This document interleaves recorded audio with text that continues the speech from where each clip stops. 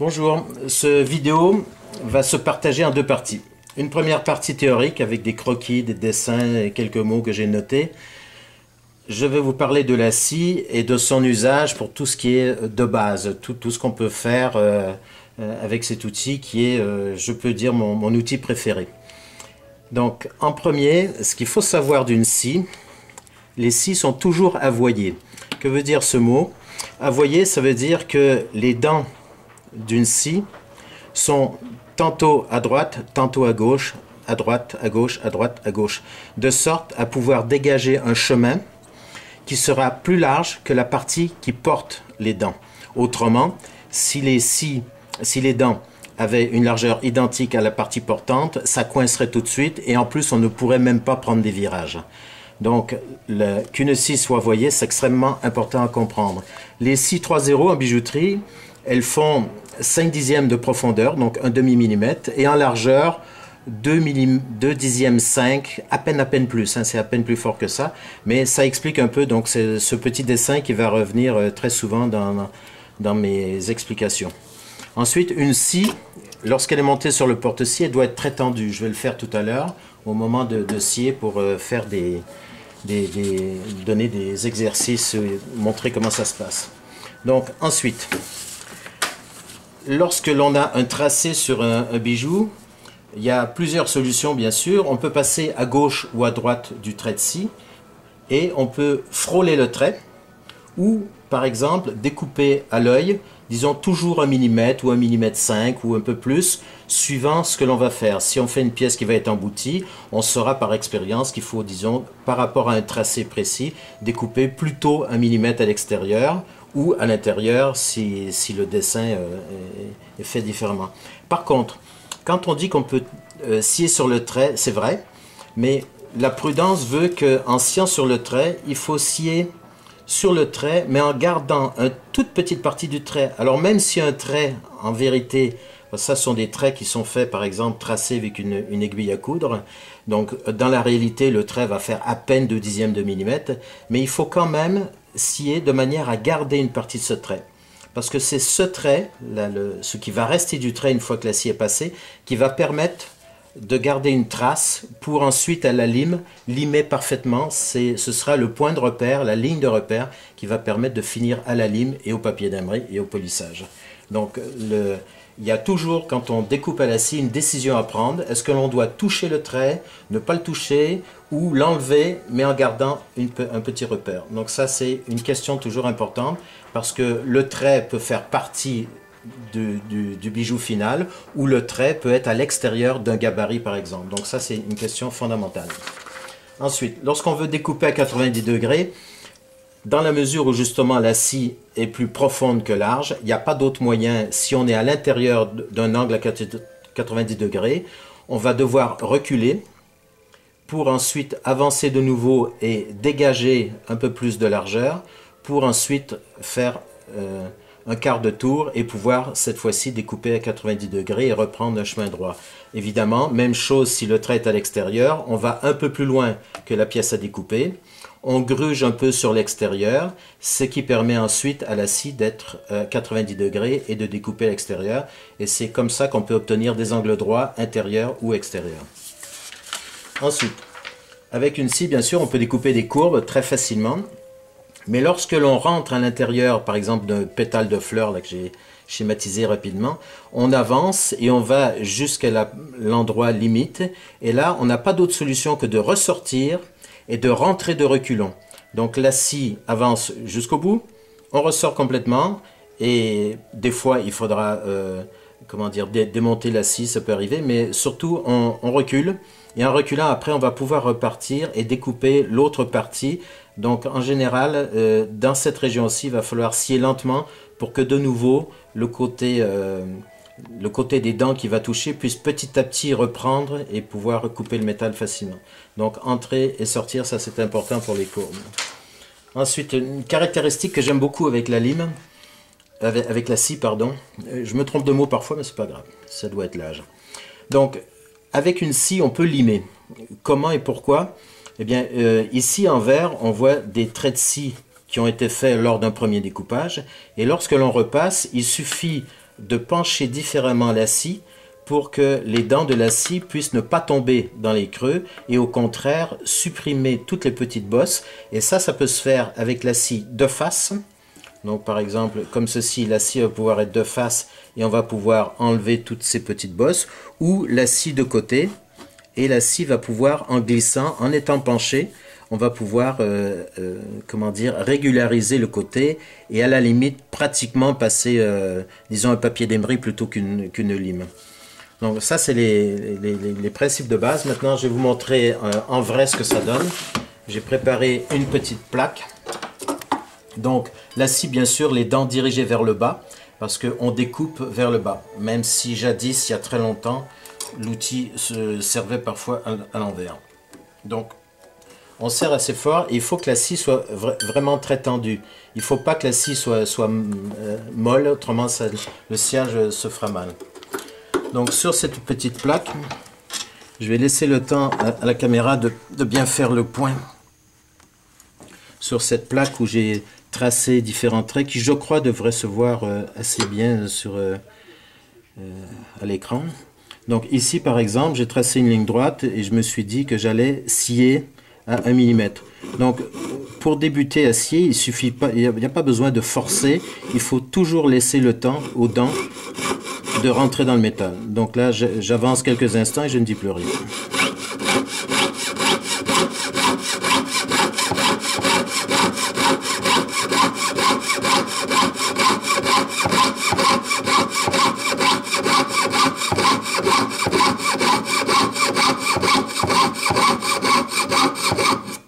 Bon, c'est relativement droit, c'est à la fois parce que j'ai de l'expérience et aussi parce que j'ai de la chance.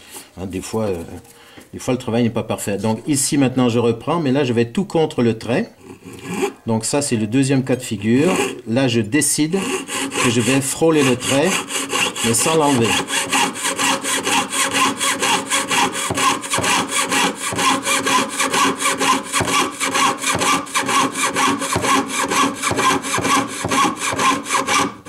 Voilà, donc ici 1 mm, ici on frôle le trait, et ici je vais enlever le trait, mais je vais en garder un petit bout. Alors vous voyez, je crois qu'on peut voir, ce trait fait à peine de dixième probablement.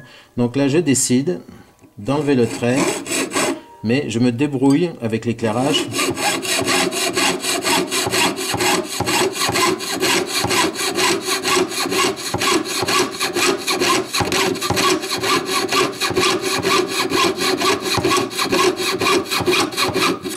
Oui, je ne sais pas si on peut percevoir. Je laisse la caméra voir le mieux possible. On doit apercevoir un peu encore le trait présent. Et ça va permettre avec une lime de pouvoir régulariser à la lime en suivant le reste du trait pour ensuite passer le papier d'émery et avoir un dessin qui sera respectueux du gabarit ou du dessin qui aura été fait. Ici, j'ai fait une petite courbe qui, elle, est dessinée avec de l'encre de Chine et vernis pour montrer qu'on peut suivre un trait avec une aiguille. Vous voyez les aiguilles qui sont montées avec un goupille comme ceci. Ça, c'est une des manières de tracer avec le compas que je préfère. Mais parfois, on dessine directement sur les plaques et on peut suivre ce genre de trait. Et là aussi, on peut frôler le trait. Alors, les courbes sont relativement faciles parce que justement, la scie étant envoyée, il suffit de faire bouger la plaque un peu. La main qui porte la scie n'a pas beaucoup à changer de direction, c'est plutôt la plaque qui va bouger. Voilà, ici. Alors ici, un trait à l'intérieur. Donc là, je vais essayer d'avancer vite parce que ça va durer un peu trop longtemps. Donc c'est pour montrer comment je vais faire pour tourner les coins à l'intérieur.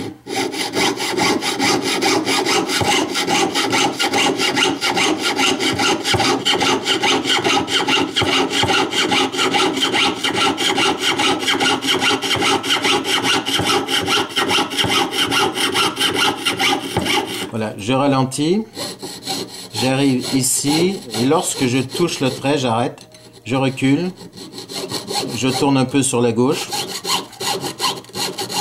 et je dégage une largeur suffisante.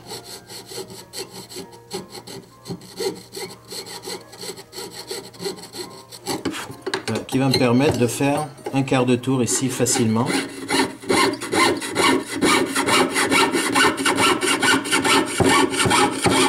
Voilà, donc j'ai réussi à faire un coin relativement propre que je peux reprendre comme ceci éventuellement. Voilà.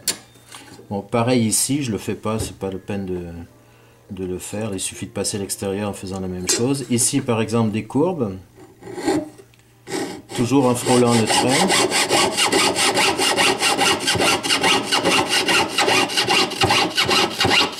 Alors la plaque, je crois qu'elle fait 10 dixièmes, donc 1 mm d'épaisseur. Donc ici, toujours pareil, je m'arrête face au dessin. Et pour reprendre l'autre courbe, je vais ressortir un tout petit peu pour dégager un peu de place sur les côtés. Et là, je vais pouvoir reprendre l'autre courbe.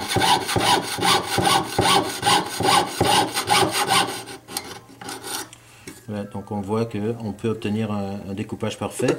Alors ici, c'est un cas de figure justement où on rentre et on doit ressortir dans une autre direction.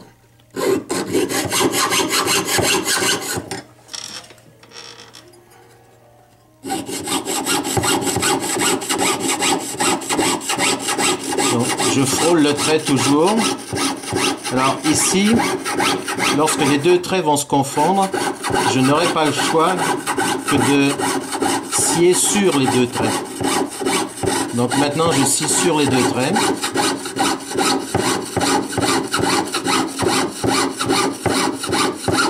Donc, voilà un cas où le trait disparaît complètement. Donc pour pouvoir reprendre, je recule avec le dos de la scie. Bon, parfois...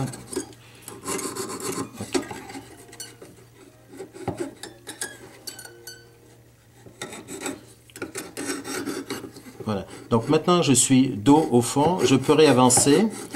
Alors quand j'arrive ici, je vais devoir scier lentement le temps que les dents puissent recréer un nouveau chemin. Voilà, c'est fait. Maintenant je peux continuer.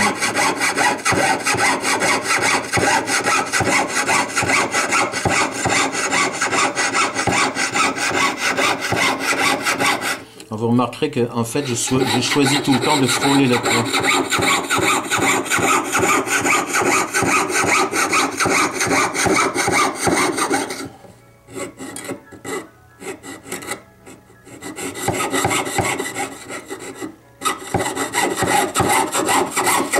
Bon, alors tout à l'heure dans la théorie je disais qu'on pouvait limer avec la scie. Donc ici cette bordure, donc quand on découpe en bijouterie, on fait toujours un premier découpage brut pour dégager la pièce complètement.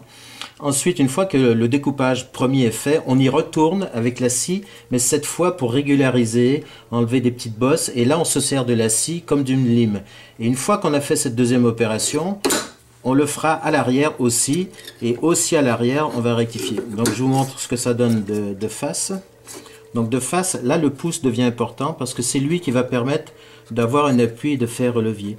Donc on peut soit de face limer comme ceci. Je vais changer la lumière de place, peut-être ça va permettre à la caméra de mieux voir. Donc, voilà comment ça se passe. Vous voyez, il ne s'agit pas de faire de grands mouvements, il s'agit de faire des mouvements sur quelques millimètres. De sorte à ce que la scie se comporte comme une toute petite lime. Et comme ça, on peut arriver à gruger très facilement. Vous voyez ce genre de mouvement que je fais, un peu gauche-droite, un peu comme une danse. Et la scie appuie sur le pouce. Ça ne coupe pas parce que le dos de la scie est arrondi. Et ça permet d'avoir un contrôle exceptionnel. Donc ça, c'est de face. Donc la position que j'ai, je vois parfaitement ce qui se passe sur la tranche. Il est toujours important de voir ce que fait un outil, comment la matière se transforme sous nos yeux. Et ici, par exemple, si je veux faire la même chose, mais avec deux côtés, donc là, la scie est de côté, et la scie est en train de limer, et elle lime parce que je ne peux pas tomber dans les creux qui ont été faits lorsque la scie était dans une autre position. Donc on peut arriver à limer comme ça et obtenir une très très grande précision. On peut décider d'arriver parfaitement jusqu'au trait, jusqu'à enlever le trait ou le frôler parfaitement. Donc une fois que c'est fait d'un côté, on retourne Et on retrouve, et là, vu qu'il n'y a pas de tracé en dessous, on doit se servir de sa capacité à observer les lignes, de sorte par exemple à rectifier tout ce qui pourrait être toute petite bosse. Par exemple ici il y a une petite bosse, je vais l'enlever. Voilà, donc en faisant comme ça on peut avoir des précisions exceptionnelles. Alors que ce soit pour un découpage, que ce soit pour une mise à jour ou pour un ajustage quelconque, pièce sur pièce, on peut se servir de la scie comme ça, comme d'une lime. Voilà, en gros ça couvre à peu près les techniques de base sur la scie.